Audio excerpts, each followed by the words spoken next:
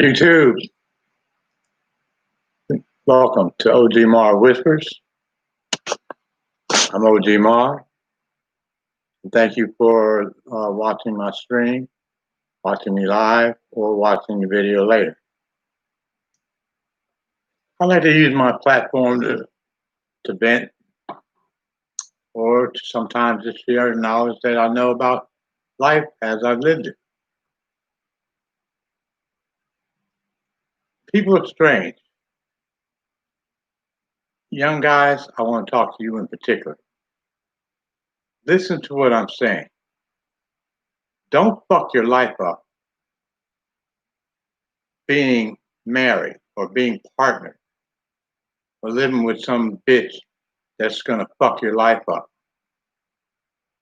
My last baby's mama fucked my life up so fucking bad, I'm still fucked up. Listen to what I just said. My last baby mama, out of the 12 baby mamas that I've had, was the worst one of them all. Why in the hell? And I'm gonna tell you something right now. I don't even know if I even buy into that bullshit about religion. Because I don't know what the fuck God there is that would allow a person like her to just go about her merry ass fucking business, spending my kids' money. I get my Social Security. I worked all my goddamn life. Okay, I've been working since I have been working since I was 11 years old. And then when I got to be about 16, I went to work for the Oakland Athletics as a vendor, selling sodas mostly, because I was just young. All the older guys had good stuff, the hot dogs and the money making thing. Colossal hot dogs was big money maker back in those days. That was when A's first came to Oakland from Kansas City and became the Oakland A's from being the Kansas City A's. I worked hard. I was taught to work hard. My father worked hard. I watched my dad. My dad was an Army career person. He was in the Army for 20 some odd years. When he got out of the Army, he didn't stop working. He went to work for the post office and worked there until he killed himself. My father really loved my mom, and unfortunately, he wasn't as strong as me. I gave my last two kids' mother 12 good years of my life, and she gave my love to everybody but me. I'm a real bitter person because of her. The innocent boyish smile I used to have, and the way I used to perceive the world is totally different now from the way it used to be before I got with her, and before she destroyed my life and ruined it. A woman can absolutely ruin a decent guy like me. A woman like her, who's willing to lay down and sleep with niggas while they're with you. And this is the thing I don't understand. See, because I was never that guy. Yeah, I got 17 kids by 12 mothers. I ain't lying no damn body. I told every woman because I would know when I used to be a bus driver at AC Transit in Oakland. I drove that bus for almost 10 years. I was a month shy of 10 years. By that time, somewhere between 3 and 4 years, or my third and fourth year, I could figure out when a lady would get on the bus and was interested. I could almost tell immediately. And if she was really fine, had a big ass, because I was an ass man. If she had a big ass, I had a hard time resisting that. In fact, that's how the last two kids' mom. That's how I was attracted to her, because I wasn't looking at her fucking brains. I was so busy looking at her big ass, so it didn't. I didn't even bother to look at her fucking mind, and it didn't occur to me that she hadn't really been raised. It's important that a woman is raised by her mother. My second wife, mother raised her. Her dad was well-to-do. He was the president of the California State Board of Realtors. He had money. He took care of his daughter financially, and her mom, and it showed. Somewhere in my kid's mother's life, her mother taught her how to be an abuser. I have a feeling that her mother was abusing her father. Her dad, make no mistake about it, her dad is one of the nicest people you ever want to meet. Mr. Williams is a very, very decent and nice guy. Unfortunately, he doesn't have a backbone nowhere in his body. He's a spineless jellyfish. And I don't mean to talk bad about him, because like I say, I genuinely like the guy. But he let Jan, that was her mother, he let Jan, somehow Jan was doing something fucked up to him, okay? And Nika picked that, to see, people don't just come out of the pussy being dishonest and being deceitful and being fucked up and doing fucked up shit to people.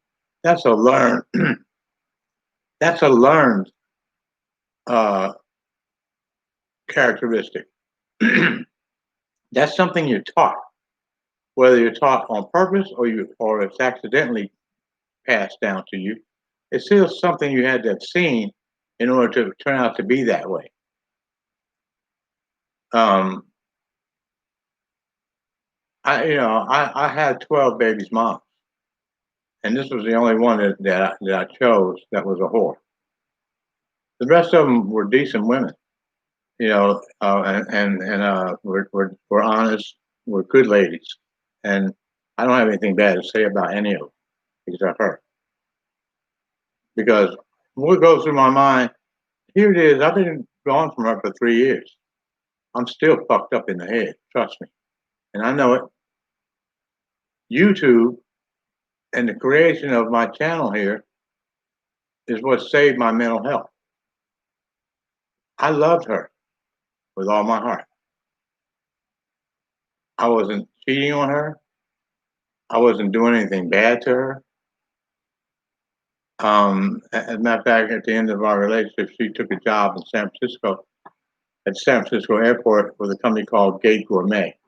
Gate Gourmet is the company that makes the food that the airlines serve on flights.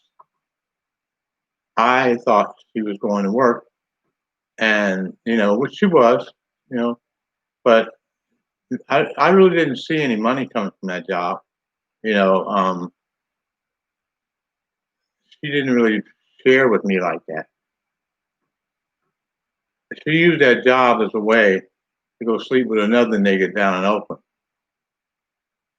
some nigga named Brian. And neither one of them, her or Brian, are going to ever have any good things happen in their life because of what they did to me. You don't do bad things to good people and get away with it, or ever have blessings in your life. Their blessings have been blocked for the rest of their lives, whether they know it or not. Their blessings have been blocked. Nothing good will ever become of either one of them. And that's something else, fellas. If you mess with some lady who has a husband or has a partner, respect her mate. Okay, respect him, because you'd want him to respect you. How would you like it if somebody fucked your girlfriend while she's at work, and Nika was going to the airport working and telling me that she was staying at her aunt's house down San Leandro because she'd be too tired after work to drive back home to Sacramento. I loved her. I trusted her. I believed her. I was a fool. I was a motherfucking fool. I don't believe she spent not one night at her aunt's house. I believe she was sleeping with that nigga from the time she got that job. And I think that's why she took a job down there, so she could be down there with him. Like I say, I'm still fucked up. I know I'm fucked up. I use this channel as this has been my saving grace for my mental health. Because when I first left her, I was going crazy that first year or so. You know, because here I spent 12 years of my life with somebody who didn't give a fuck about me, was cheating on me. I wonder what does a person think when they're laying in bed with another person? What do they think about, and how do they feel about what they're doing to the other person? Do they even give a damn? I don't think they care. I don't think they give a motherfucking rat's ass. I'm bitter. I'm angry. Nobody has a right to fuck nobody around like that. Nobody has a right to fuck around with somebody else's motherfucking life. I took care of that bitch. I had a job. I got a job at a hotel in Sacramento, and very first thing I did, because it was always a money issue that would make us have to separate. And so at the time, I was offered a job in Sacramento as hotel security. The first thing I did was I called her up. Excuse me. I called her up and I said, Nika, I've been offered a job at the Ramada in Sacramento. The Ramadas across America, for the most part, are pretty class hotels, and you know most of them are 4 stars. This one in Sacramento wasn't. It was a 3-star at best, and it was the wild, wild west when I got there. That place was running. People were in that hotel running them up. A friend of mine knew the owner and asked me if I wanted to work there. Had I known what kind of how this hotel was, if I had known in advance or had been told anything about this hotel, more than likely I wouldn't have took that job. Because when I got there, people were running all over that fucking place. I had really, I had to do a lot of work. Me and the general manager of the hotel, we had to do a lot of work to get that hotel to be some kind of way respectable. And I'm very proud of the job I did. I came up there and, it was law and order. When I used to work in security, I didn't take no shit. I worked for 10 years with the Oakland A's in the security department. So when I'd walk around the stands, watching what people are doing and, basically doing my job, I was a no nonsense, no take no bullshit officer. He wasn't going to whatever I wanted to happen was pretty much what was going to happen. More than likely, if I had to come talk to you, you're about to leave the game, take your ass home. I did the same thing at the hotel. You came to my hotel and was doing fucked up shit in the room and causing me problems, then I was going to cause you problems and put your ass the fuck out. I put a lot of people out of that place over the span of time I worked there. But I had a heart attack while I was there. And the owner got scared, thought I was going to die, and decided that I should go and stay and work at his other hotel, the Best Western, which was a lot more peaceful. I didn't like it. Too quiet. People don't understand. Nobody understands heart attacks until you have one. That shit you see on what's the name of that show? That show Red Fox, Sanford and Son, where he's going, "Oh, Elizabeth, here I'm coming." It's heart attacks are nothing like that. Nothing like that. What it really is, it feels like a giant man with giant hands has a hole in your chest, and he's holding it and he's squeezing it. That's what it feels like. She was directly responsible for the second one. The first one, maybe not so much. First one was because I was smoking drugs and I was working too many hours. I think I was working like 17 hours a day, 6 days a week. That's a lot of work, but I needed the money because she wasn't working. And that's another thing. This motherfucker won't go to work. Doesn't want to be anybody. Doesn't want to be anything. You know, how that works, I won't understand. I don't understand that. I always wanted to be somebody. When I was younger, I wanted to be somebody. I wanted to be somebody people looked up to. I wanted to be somebody that my kids could be proud of, my grandchildren. I didn't want to, just sit around and do nothing. My first wife was like that. She wanted me to sit around and play around and fuck all day. Most guys would have been happy to do that. Actually, so would I. Or so did I. But, I felt weird sometimes because, like, when I was 17, 18, I was living with her at her family's home. Everybody in the house had somewhere to go except me. So while everybody was at school and work and everything, I'm sitting at the house by myself, and I'm feeling kind of weird because I'm not contributing and I'm not doing anything. That bothered me. Don't bother her. And you can sit at home all day and that don't bother her one bit. So she's got a new boyfriend now. I don't think too much of him. I don't even know him. But I don't think a whole hell of a lot about him because I'm thinking that anybody that's willing to be with her is a sorry motherfucker anyway. Because she's a sorry person too. I'm sorry I ever met her. I hate like hell that God put her in my life at all. What was he thinking? If there is a God, and that's what I'm saying. I don't even think I believe there is a God. I learned in college in Black history that there's the thing about the Bible, excuse me, and the question about the Bible is whether or not it was actually written by God. And I don't believe it was.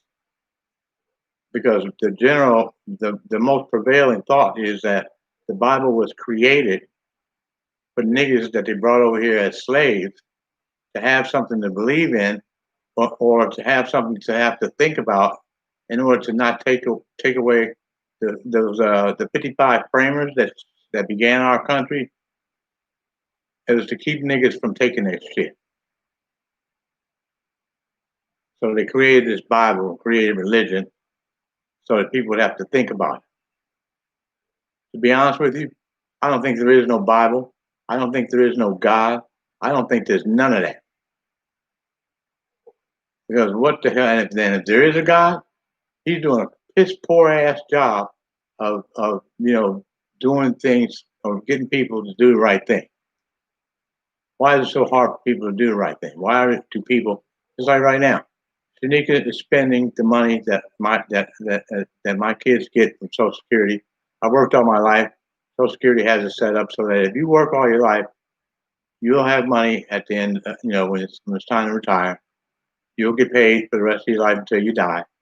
And if you have any minor children, they too will get their own benefit check. Shanika spends their benefit check every month, the entire thing. Who does that? And why does she feel entitled to do that after I've been gone all these years? Why am I still supporting her? I wasn't married to her. Why does she feel entitled? Nobody charges their kids, little kids, rent. I never paid rent when I was a kid. My kids have never paid. Look, I got grown kids that I've let stay with me that Mary and I don't charge rent. My son Moss was here for a few months. I didn't take a dime from it, and I wouldn't. I'm the father. I have like 14 kids still walking around this planet. I'm their father.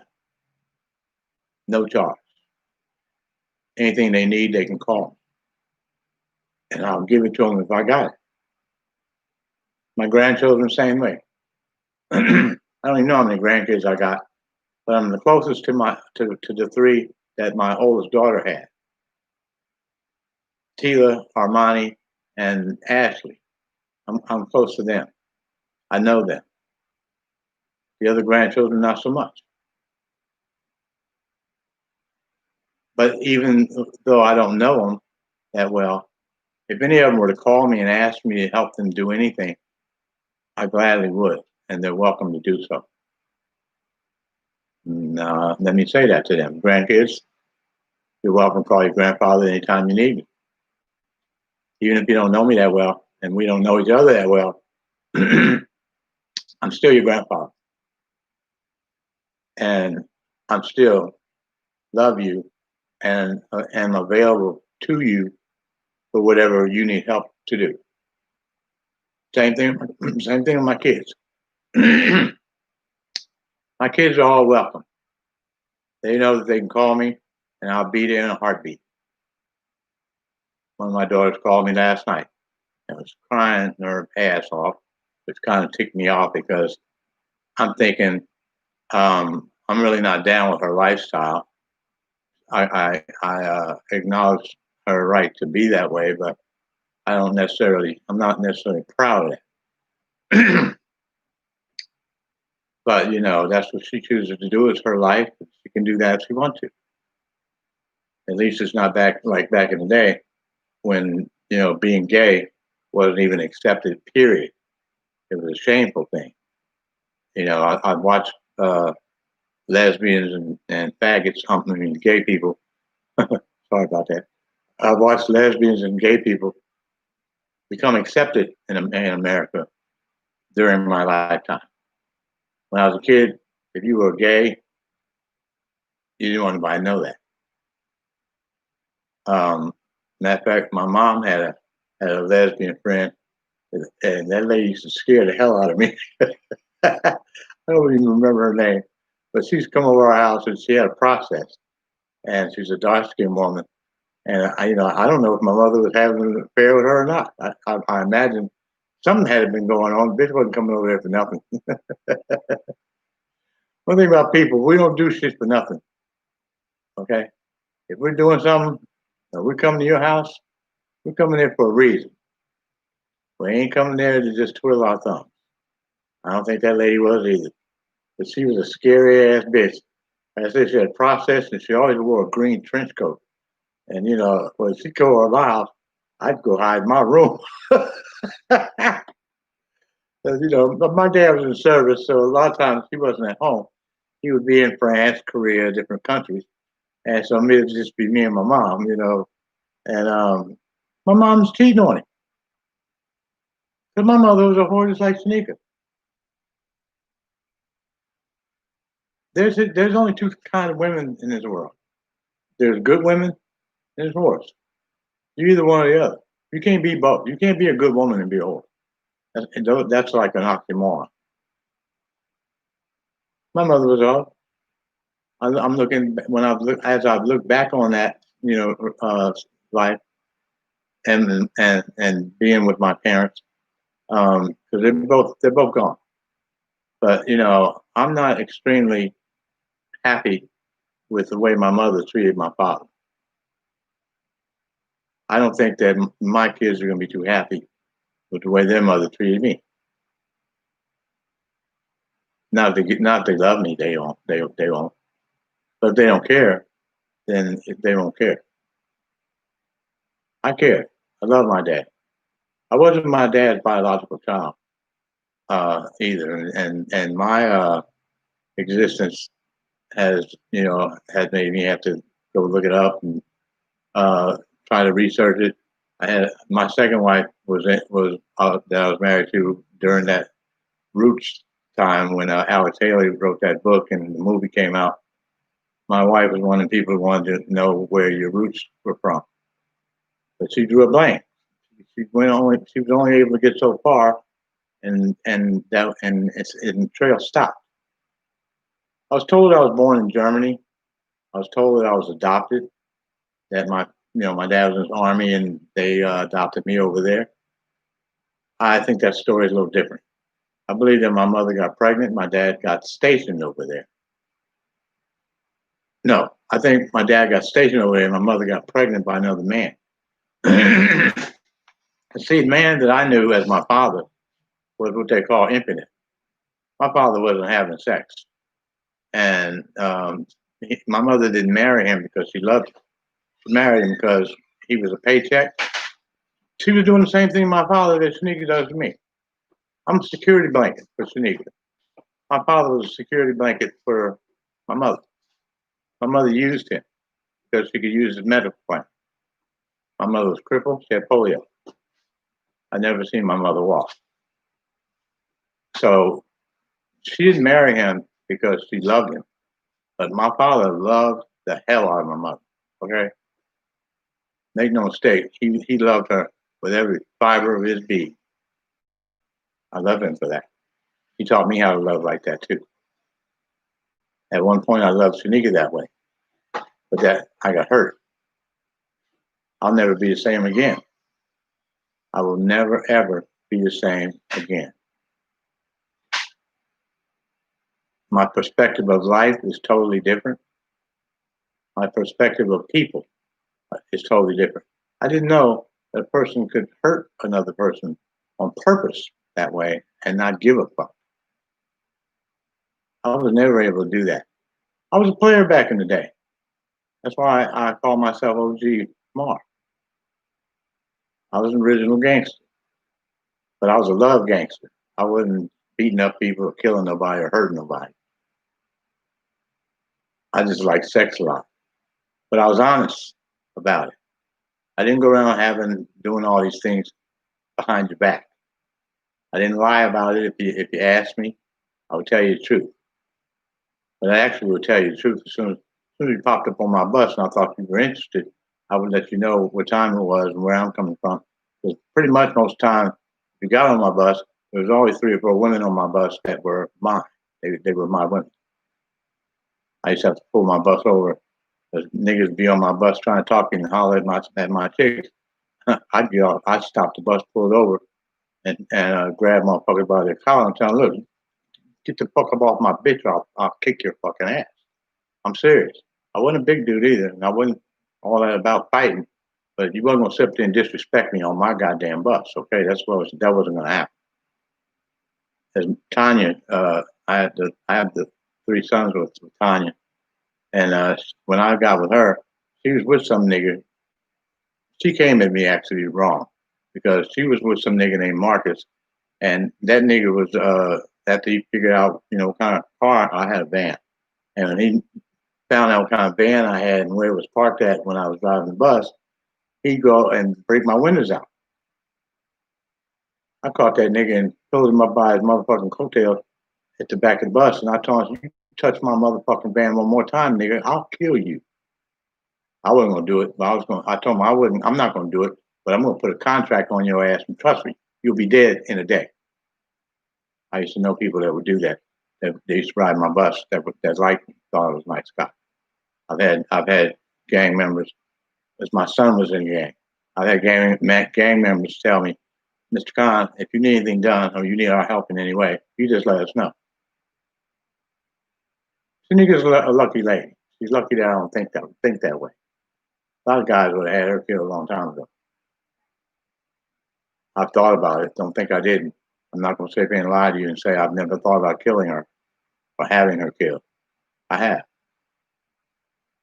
But what I care about more so than killing her is how my kids would feel about it, how my son would feel about it. What would I say to him?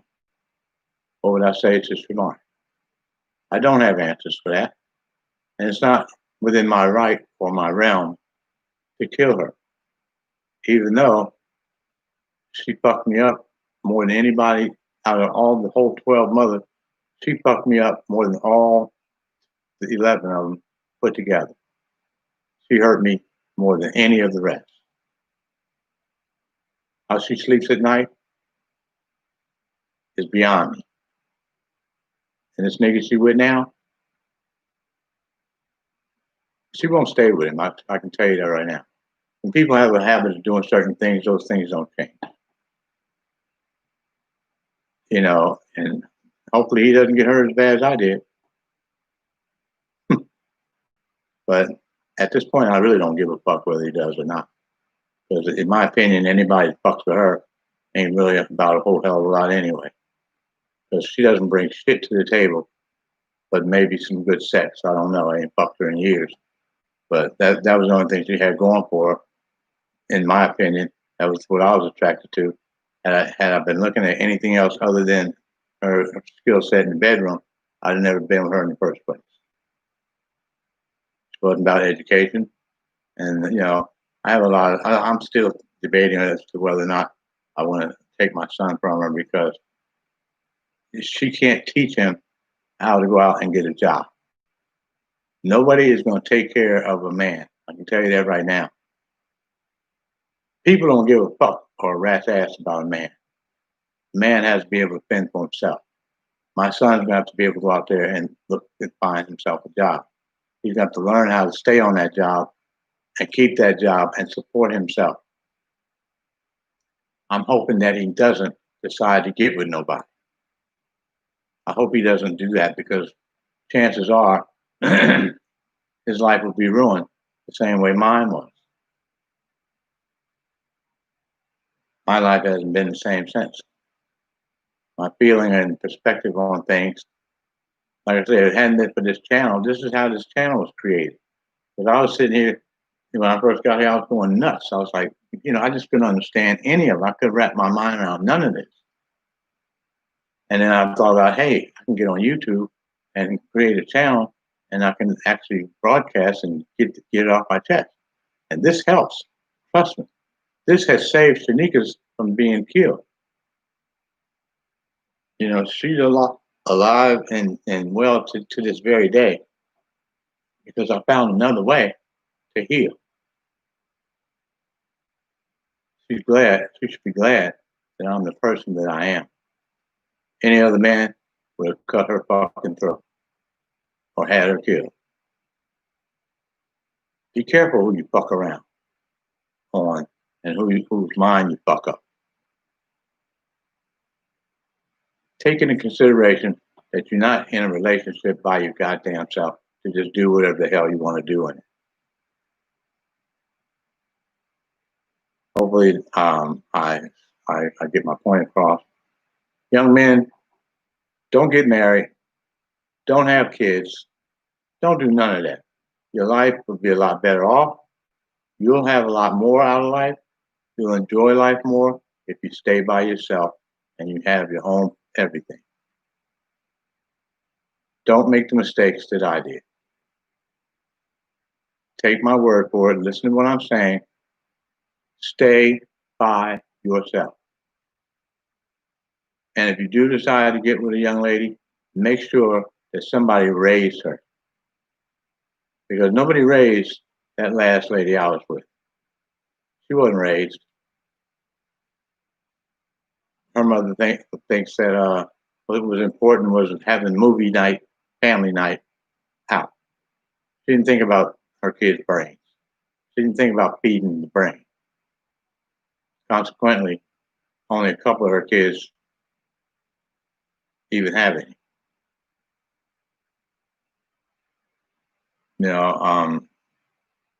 Shanika's brother, when I first met him, and the first couple of years I met him, he used to want to fight me all the damn time.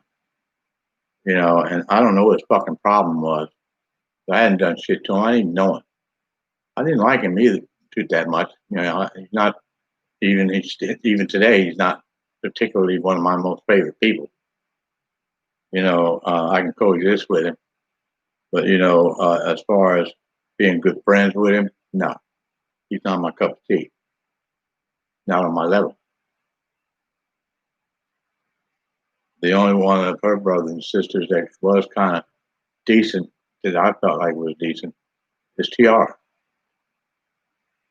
Tiara was a really nice person. She always treated me good. Brittany too. Same thing. Brittany and Tiara. Those two somehow managed to be good people. The rest of them, not so much. Anyway, this was a good session. I hope I did somebody some good. I hope I gave you some food for thought. it's very important how you live your life. And if you do bad things to good people, nothing good's going to happen for you. So treat people right. Be good to people. You ain't got to like them, and you ain't got to, cuddle up with them or nothing. Just be decent and treat them like they are what they are. People like you. Treat people the way you would want them to treat you. I'm OGMarv. This is my show, OGMarv Whispers. Thank you for watching. Like and subscribe. I really would appreciate it if you would subscribe so I know that somebody looked at it. I'll probably see you tomorrow. Good night.